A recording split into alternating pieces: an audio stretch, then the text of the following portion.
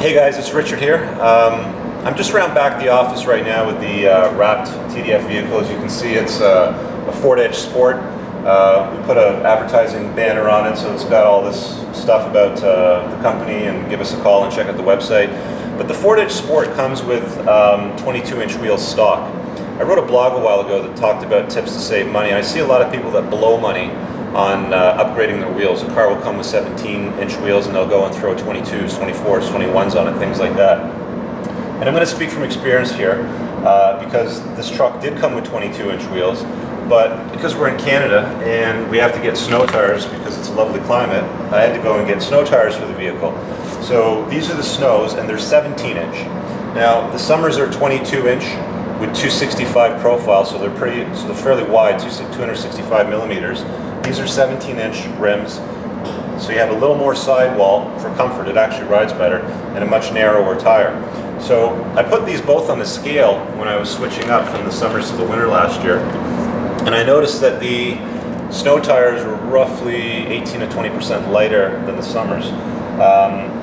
Now what that translated into when you're driving on a full tank of gas, I actually get an extra 60 kilometers out of the vehicle in the wintertime out of a full tank of gas with the snows. And that's because of the weight difference. I'm going to talk to you about unsprung weight. I come from a little bit of the car world. I've always been a car fan. I've raced shifter carts, and I've done track days on the track, and I pitted for a race team once. And I know that unsprung weight can ruin the performance of any vehicle.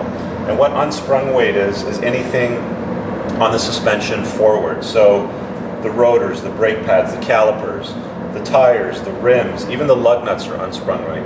So what a lot of race teams do to try to improve fuel economy, to get more out of the tank, to accelerate faster, to corner better, to brake better, is they'll try to focus on reducing the unsprung weight. So they actually put smaller tires on, the smallest tire they can fit over the caliper.